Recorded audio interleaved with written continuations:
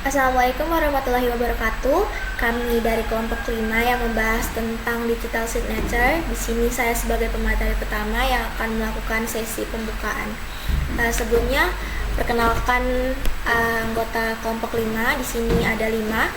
Ada Herul Ilman, ada Katin Aurelia, saya sendiri, ada Muhammad Farhan F. Tahir, ada Dirli Dwi Putra, dan ada Anggra Giovanni Tapadongko. Oke, kita masuk pada pembahasan yang pertama, yaitu definisi dari digital signature. Jadi, digital signature atau tanda tangan digital ini adalah merupakan suatu data yang ditambahkan ke suatu unit data, yang dimana ini merupakan transformasi kriptografi yang dilakukan pada unit data tersebut. Jadi, digital signature ini adalah suatu teknik dalam proses keamanan informasi, yang dimana digunakan itu untuk menjamin keaslian dan keutuhan dari suatu data. Nah, tanda tangan digital ini juga merupakan suatu data yang ditambahkan ke dalam suatu informasi atau merupakan hasil dari proses kriptografi yang dilakukan pada data tersebut. Dengan adanya tanda tangan digital ini, penerima ini dapat memastikan bahwa data yang dikirim ini benar-benar berasal dari pengirim yang sah. Lalu, menurut DSS Amerika Serikat, tanda tangan digital ini adalah merupakan hasil perhitungan terhadap data dengan menggunakan aturan dan parameter tertentu, yang dimana hasil dari perhitungan ini itu berfungsi untuk mengkonfirmasi identitas dari penanda tangan dan juga untuk menjaga integritas dari data tersebut. Oke, selanjutnya kita masuk pada pembahasan fungsi dari digital signature. Jadi, fungsi utama dari digital signature sendiri ini adalah untuk memecahkan masalah penandatanganan dokumen dalam bentuk digital, terutama itu dalam lingkungan tanpa kertas atau paperless. Nah, digital signature sendiri ini memiliki atau harus memenuhi 3 persyaratan, yang dimana yang pertama yaitu pada bagian penerima. Seorang penerima ini dapat melakukan atau memungkinkan untuk memverifikasi bahwa tanda tangan ini benar-benar berasal dari pengirim. Yang kedua, pada bagian pengirim ini tidak dapat menyangkal pesan yang telah ditandatangani, sehingga ini memberikan jaminan dari kesahan dari data yang telah dikirim. Yang ketiga,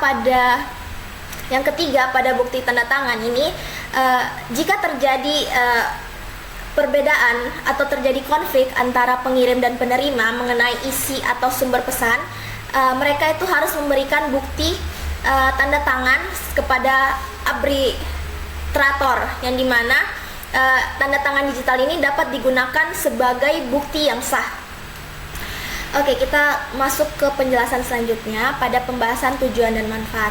Jadi, tujuan penggunaan digital signature sendiri itu dalam sistem keamanan informasi meliputi beberapa aspek penting. Yang pertama ada confidentiality, yaitu dimana untuk menjaga kerahasiaan dari data agar tidak dapat diakses oleh pihak yang tidak berwenang. Yang kedua ada integrity, yang dimana integrity ini untuk memastikan bahwa data ini tidak mengalami perubahan selama proses pengiriman. Yang ketiga ada authenticity, yaitu untuk memastikan bahwa identitas pengirim ini benar dan tidak dipalsukan.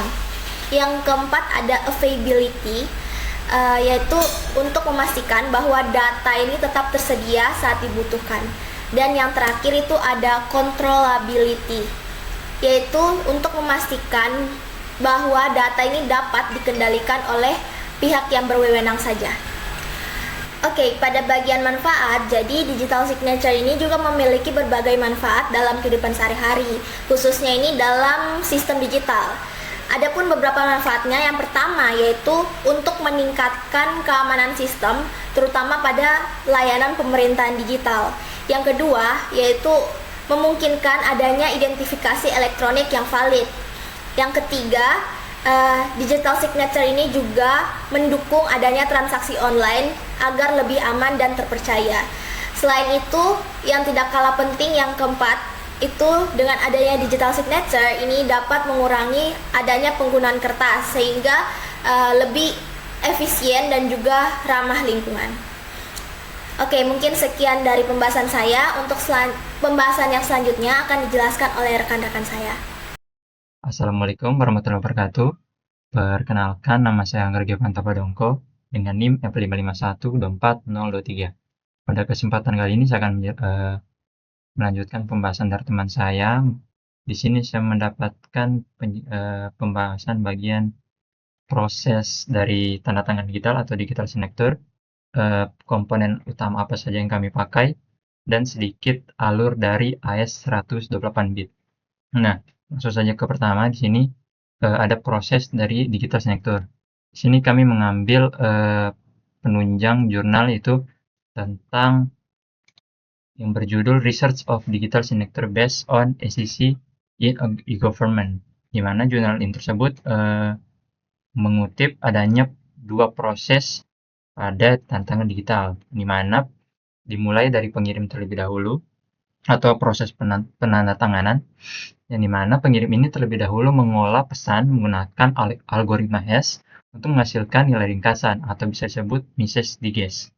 Nah, kemudian nilai hash ini kemudian dienkripsi menggunakan private key dengan algoritma kunci publik. Nah, sehingga menghasilkan tanda tangan digital. Nah, setelah dari itu, pengirim mengirimkan pesan asli yang sudah dilengkapi dengan tanda tangan digital kepada penerima. Nah, pada proses kedua, yaitu pada sisi penerima, proses verifikasi dilakukan dengan dua langkah utama.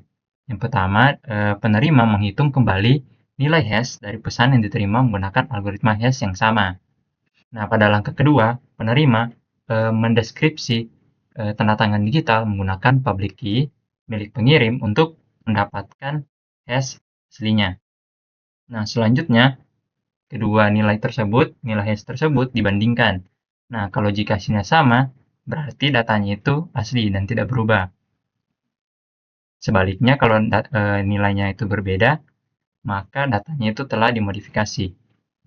Selanjutnya, di sini saya akan membahas komponen algoritma digital signature. Sama dengan pembahasan tentang prosesnya, di sini kami menggunakan juga jurnal Research of Digital Signature Based on ACC in e-Government, di mana jurnal tersebut juga mengutip bagaimana komponen utama apa saja yang digunakan di tanda tangan digital tersebut. Nah, untuk komponennya itu ada 3. Yang pertama itu ada kunci publik, yang dimana kunci publik ini digunakan untuk menginskripsi tanda tangan menggunakan private key. Nah, kemudian diverifikasi menggunakan public key. Untuk fungsinya itu dia memastikan identitas pengirim ini asli atau tidak. Nah, yang kedua itu ada kunci simetris, yang dimana kunci simetris ini digunakan untuk menginskripsi data agar lebih cepat dan efisien. Yang dimana fungsinya itu untuk menjaga kerahasiaan data. Yang ketiga itu ada hash, yang dimana hash ini adalah digunakan untuk mengubah data menjadi ringkasan atau message digest. Yang dimana ini fungsinya ini untuk menjaga integritas dari data tersebut atau keasliannya. Selanjutnya di sini saya akan menjelaskan tentang penggunaan AES 128 bit. Nah, pada penggunaan AES 128 bit ini kami mengambil jurnal penunjang yang berjudul Implementation AES with Digital Signature for Secure Web-Based Electronic Archive. Yang mana dalam jurnal tersebut menjelaskan tentang penggunaan AES 128 bit. Nah, secara konsep, AES ini adalah algoritma kriptografi yang digunakan untuk mengubah data asli menjadi ciphertext. Nah, adapun tahapan dari penggunaan AES 128 bit, di mana itu ada add around key, subbyte, cifrow, sama mix column. Nah, kita masuk ke alurnya. Di sini pertama-tama menginput data atau data aslinya.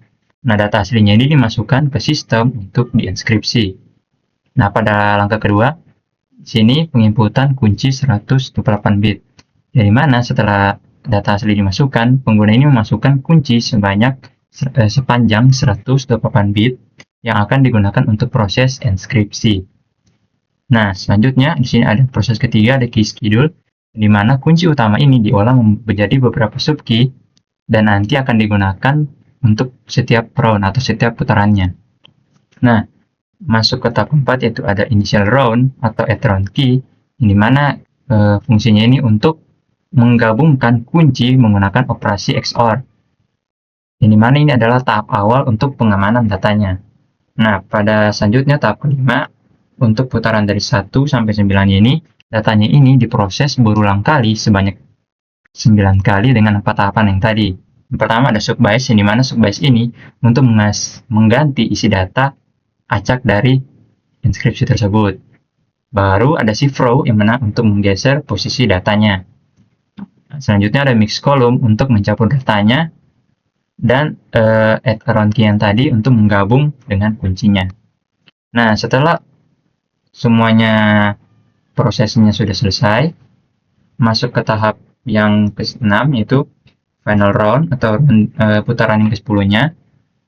Tahapnya ini berakhir dengan proses subbias, shift row, dan add around key, dan tanpa adanya mix column.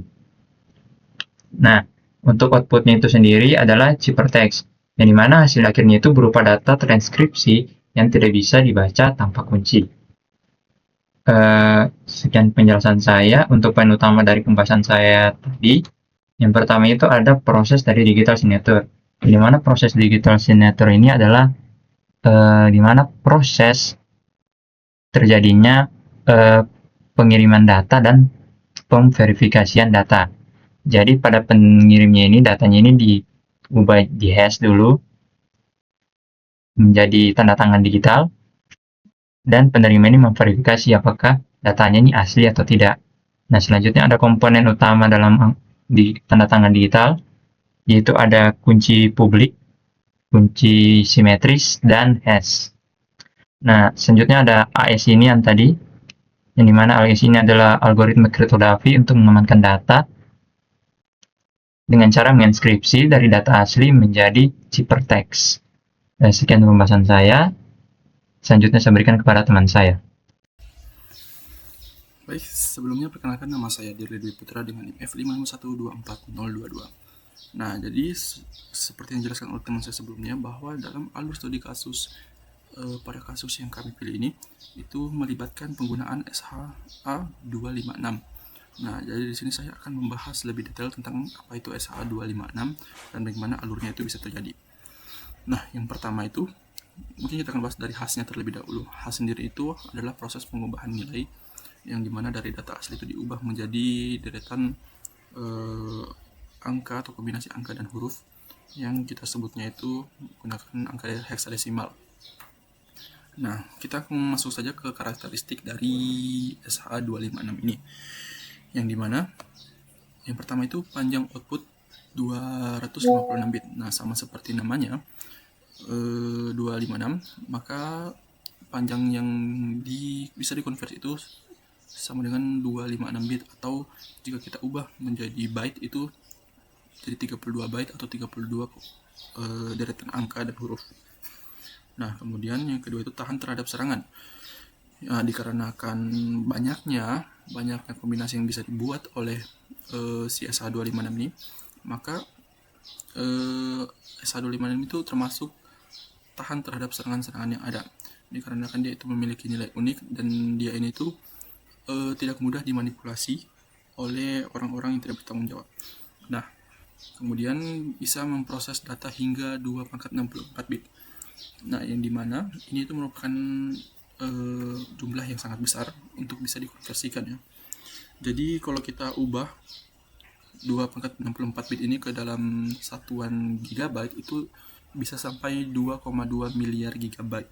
Nah, ini angka yang sangat besar dan tentunya ini sangat membantu. Nah, kemudian alasan digunakannya itu yang pertama itu integrity, atau dia bisa menjaga nilai keaslian dari data asli, dimana itu tidak akan mudah untuk dimanipulasi data yang telah dibuat oleh sebelumnya itu. Nah, kemudian yang kedua itu ada authentication, yang dimana di sini tuh setiap hash itu telah dilabeli unik atau telah diklaim oleh satu pengguna yang tertentu. Nah, yang dimana di sini dia akan melakukan autentikasi bahwasannya orang yang mengirim itu adalah orang yang asli gitu. Jadi bukan orang yang palsu. Nah, jadi dia tuh akan melakukan autentikasi seperti itu. Nah, kemudian yang ketiga itu non-repudiation, yang dimana di sini tuh artinya tuh dia tidak akan dapat menyangkal. Jadi orang yang telah membuat tanda tangan tadi itu tidak akan dapat menyangkal bahwa tanda tangannya itu bukan miliknya, karena tadi itu dia telah mendapatkan semacam klaim atau kode unik yang hanya dia yang memilikinya dan orang lain tidak memilikinya, maka hanya dia yang mempunyai tanda tangan itu, makanya dia tidak dapat menyangkal. Kemudian kita lanjut ke fungsi SH256, yaitu reduksi data. Nah, yang dimana seperti yang saya bilang tadi itu jumlah data yang besar itu bisa digunakan menggunakan SH256 ini, tapi dia itu direduksi datanya, yang dimana dari data yang besar itu akan diubah menjadi deretan kombinasi angka dan huruf saja. Kemudian ada sidik jari digital, yang dimana sidik jari digital seperti yang kita tahu, kalau sidik jari itu dia memiliki nilai unik atau nilai khusus dari tiap-tiap orang. Nah, sama juga seperti SH256 ini, dia itu memiliki nilai khusus untuk setiap datanya. Jadi dia itu memiliki kombinasi yang berbeda-beda setiap data, jadi tidak mungkin tertukar ataupun terdapat manipulasi. Oke, terus terakhir itu deteksi perubahan. Seperti yang saya bilang tadi, bahwasannya dia ini memiliki nilai unik terhadap setiap data, yang dimana kalau data yang kita masukkan itu diubah satu karakter pun, maka itu akan menghasilkan perubahan secara total untuk nilai khasnya. Jadi dia tidak hanya mengubah satu atau dua karakter saja dalam kode khasnya, tetapi dia mengubah total dikarenakan dia menganggap itu adalah data yang berbeda. Nah, langsung saja kita akan masuk ke dalam alur dari penggunaan khas ini di studi kasus. Yang dimana dia itu mulai dari menginput data dan kemudian masuk pada proses preprocessing dan padding atau padding, yang dimana pada proses ini dia akan menambahkan angka 1 dan angka 0, yang dimana angka 1 itu ditaruh di paling ujung dan angka 0 ini ditaruh di antara angka 1 dan biner aslinya dari data tersebut sampai total dari seluruh ketiganya ini itu mencapai angka 256 bit. Nah, kemudian angka tadi masuk ke pembagian blok, ya dimana kalau angka tersebut lebih dari data tersebut lebih dari 512 bit, maka dia akan dibagi jadi beberapa blok tergantung berapa jumlah datanya. Nah, kemudian itu inisialisasi nilai awal, yang dimana nilai awal dari SH256 itu ada 8, yaitu dari A sampai H, yang dimana setiap satunya itu, setiap hurufnya itu mewakili 32 bit, yang dimana nantinya akan dijumlahkan sehingga menjadi 256 bit atau hasil akhirnya seperti itu. Nah, pada di inisialisasi inilah prosesnya itu akan dilakukan. Nah, kemudian masuk ke di proses setiap bloknya, yang dimana data-datanya tadi itu akan ditukar, diacak, ditambah, dikurang sampai datanya itu benar-benar teracak sampai 64 kali lakukan pemutaran atau pengacakan tersebut. Nah, kemudian lanjut ke apakah bloknya itu masih ada atau tidak. Nah, jika bloknya ini masih ada, seperti sebentar itu ada bisa beberapa blok. Nah, jadi ke blok 1 telah selesai, maka dia akan lanjut ke blok berikutnya, yang dimana blok berikutnya ini itu akan dilakukan proses yang sama juga, akan diacak kembali. Kemudian jika sudah tidak ada, maka dia akan langsung ke menggabungkan hasil akhir. Nah, jadi data-data tadi itu akan menghasilkan sebuah data yang hanya bernilai 256 bit, atau seperti saya bilang tadi itu dia hanya mencapai 32 byte atau kombinasi angka dan huruf. Kemudian selesai. Nah, jadi data yang telah dimasukkan tadi itu akan diubah menjadi bilangan dan huruf sepanjang 32 karakter.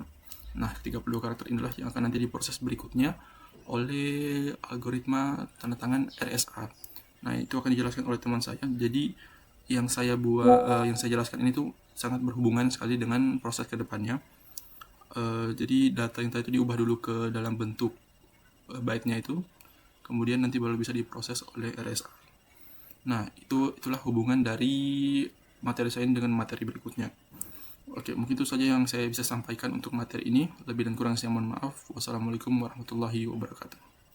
Assalamualaikum warahmatullahi wabarakatuh. Perkenalkan, nama saya Muhammad Farhanab Tahir dengan NIM F551242021. Di sini saya akan untuk bagian saya sendiri itu saya akan menjelaskan tentang algoritma RSA. tentang apa itu RSA, bagaimana cara kerjanya, dan juga bagaimana penerapan RSA ini sendiri itu di studi kasus yang kami gunakan.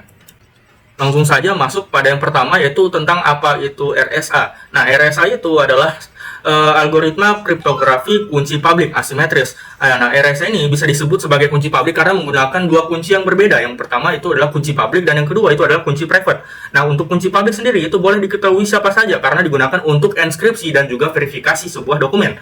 Dan sedangkan kunci private itu hanya boleh diketahui oleh pemiliknya saja karena digunakan untuk deskripsi dan juga signing sebuah dokumen. Habis itu poin yang kedua itu adalah RSA ini itu ditemukan tahun 1978 yang dimana ditemukan oleh Rivers, Samir, dan juga Edelman, yang dimana jika disingkat nama mereka itu menjadi RSA. Yang RSA ini sendiri itu dipublikasikan dalam Journal Communication of the ACM. Setelah itu, keamanan RSA berdasarkan sulitnya memfaktorkan bilangan besar, di mana RSA ini itu kan menggunakan modulus N sama dengan P kali Q, yang dimana hasil kali dari dua bilangan prima yang besar. Nah, jadi untuk memecahkan RSA, penyerang itu harus memfaktorkan N menjadi P dan Q. Nah, habis itu panjang kunci yang digunakan pada RSA ini itu adalah 1024 bit, yang dimana panjang kunci ini itu menunjukkan besar modulus N dalam bit. Yang dimana RSA 1024 bit itu sama dengan modulus N adalah bilangan sepanjang 1024 bit atau sekitar 308 digit desimal. Nah, karena jika dikonversi ke dalam desimal itu 308 digit, maka sangat panjang dari modulus N ini sendiri. Sehingga jika ada penyerang yang ingin menyerang, maka penyerang tersebut itu harus memfaktorkan N menjadi P dan Q. Sehingga kan memfaktorkan bilangan 1024 bit ini itu sangat membutuhkan waktu yang sangat lama. Adapun fungsi RSA, fungsi dari RSA yaitu enskripsi, deskripsi, dan juga tanda tangan digital. Yang dimana enskripsi, deskripsi itu digunakan untuk menyembunyikan pesan agar hanya penerima saja yang bisa membaca pesan tersebut. Dan untuk tanda tangan digital itu digunakan untuk memastikan keaslian dari dokumen dan juga integritas dari sebuah dokumen.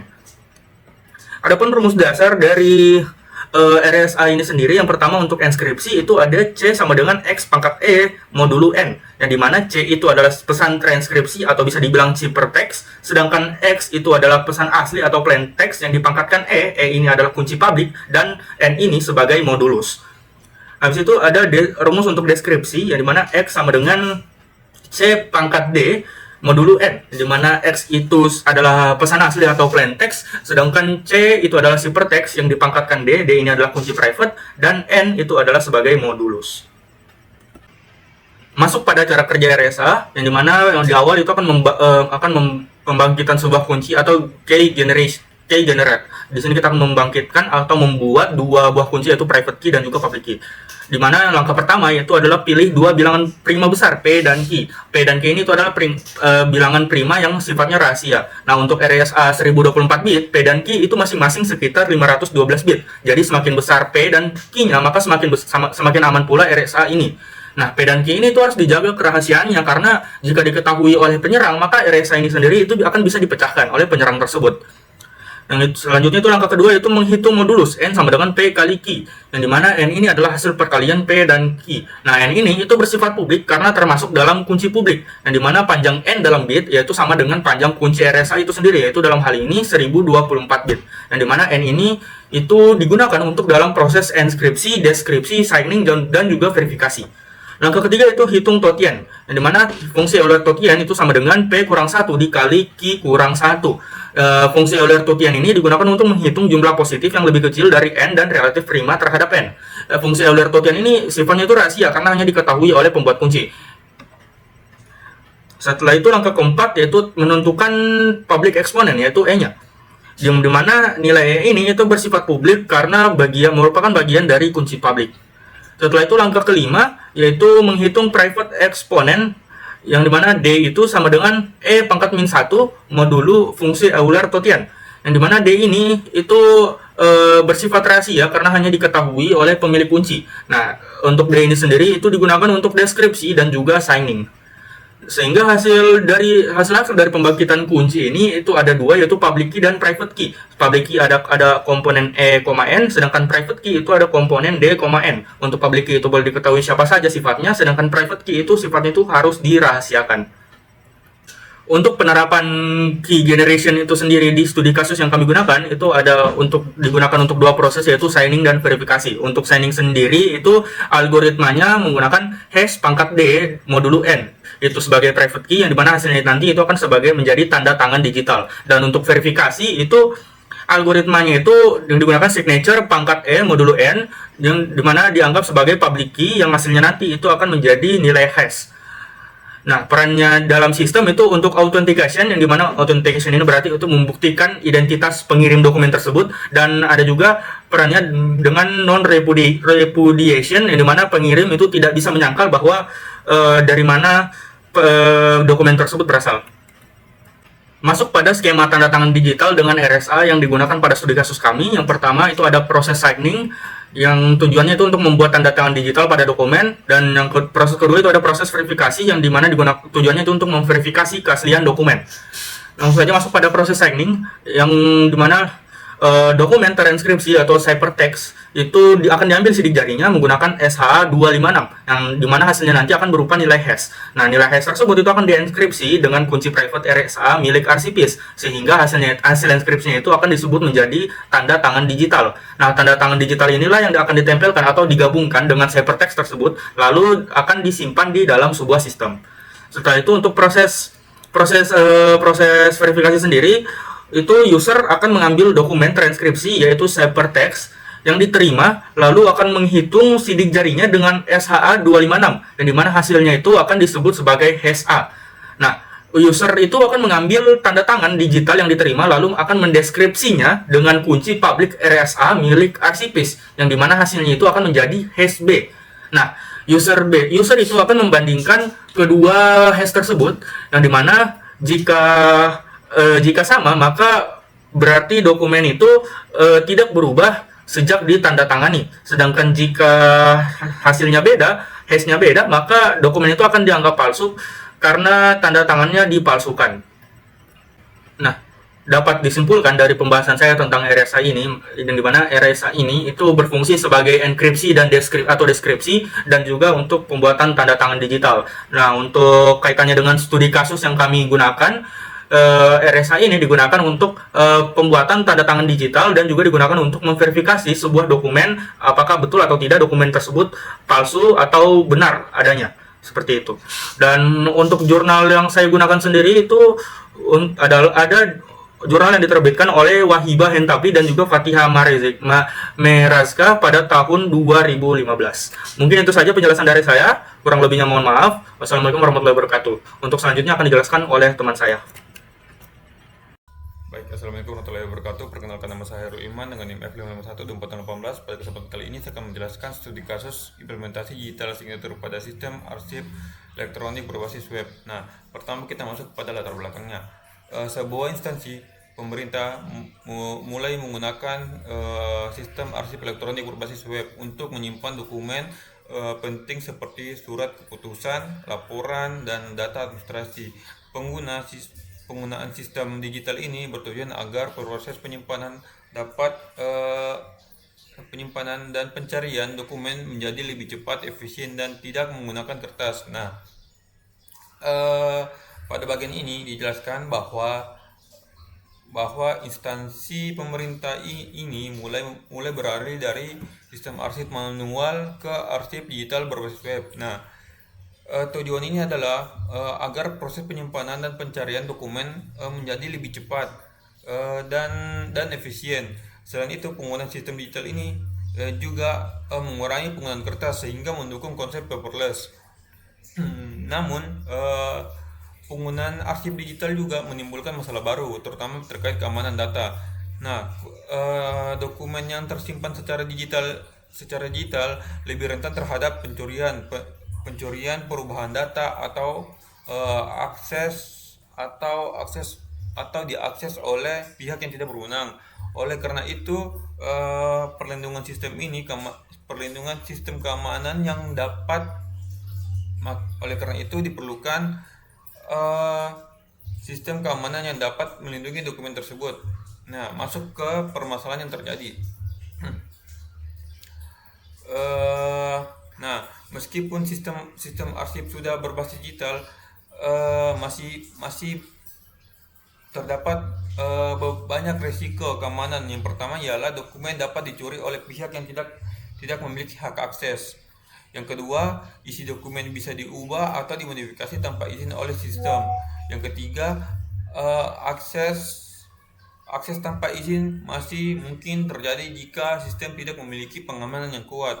Nah, yang keempat, lalu selain itu, eh, arsip digital juga sering dianggap belum memiliki kekuatan hukum yang sama dengan dokumentasi fisik karena keasliannya sulit dibuktikan.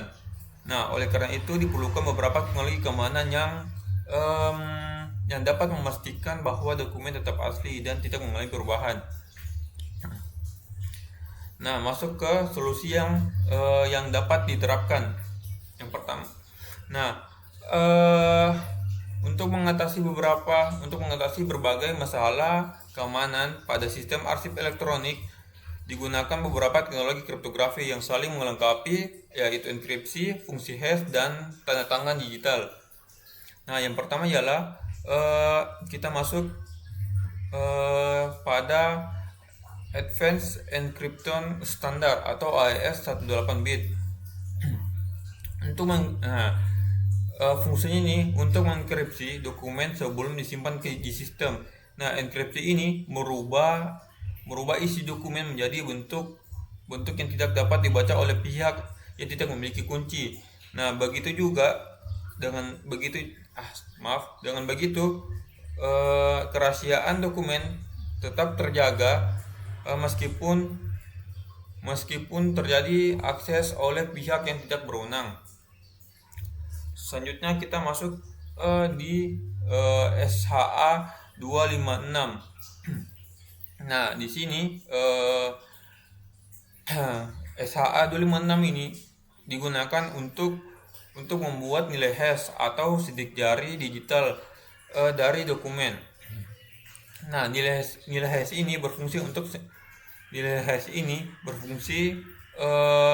unik sehingga jika dokumen mengalami perubahan sekecil apapun, nilai hash yang dihasilkan akan berbeda. Nah, hal ini memungkinkan adanya pendeteksian perubahan pada dokumen. Selanjutnya kita masuk ke RSA algoritma. Nah, digunakan untuk membuat digital signature, atau tantangan digital. Nah, tantangan digital berfungsi untuk memastikan bahwa dokumen benar-benar berasal dari pengirim yang sah serta tidak mengalami perubahan. Nah, dengan ketiga kombinasi teknologi tersebut, sistem dapat menjaga kerahasiaan dokumen meskipun kerahasiaan dokumen dan memastikan integritas data serta menjamin keaslian dokumen yang disimpan di dalam sistem arsip elektronik. Selanjutnya yang terakhir kita masuk ke hasil implementasi sistem.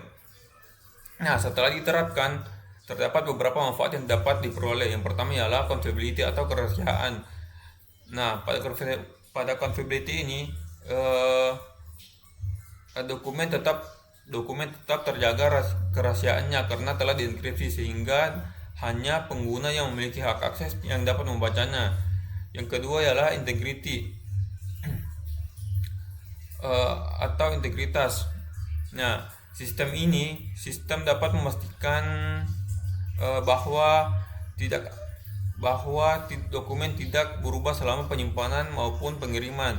Jika terjadi perubahan sekecil apapun, sistem dapat langsung mendeteksinya. Lalu yang ketiga kita masuk ke autentifikasi.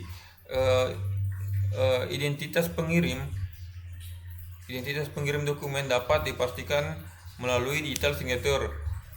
Nah, yang keempat ialah availability atau ketersediaan. Nah, di sini dokumen tetap tersedia dan dapat diakses oleh pengguna yang berhak kapanpun saja yang dia butuhkan. Selanjutnya yang terakhir ialah configurability. Nah, configurability ini memastikan sistem memiliki pengaturan hak akses sehingga hanya pengguna tertentu yang dapat melihat atau mengolah dokumen tersebut. Dan ini merupakan jurnal-jurnal yang kita pakai, dan sekian untuk kelompok kami. Wassalamualaikum warahmatullahi wabarakatuh.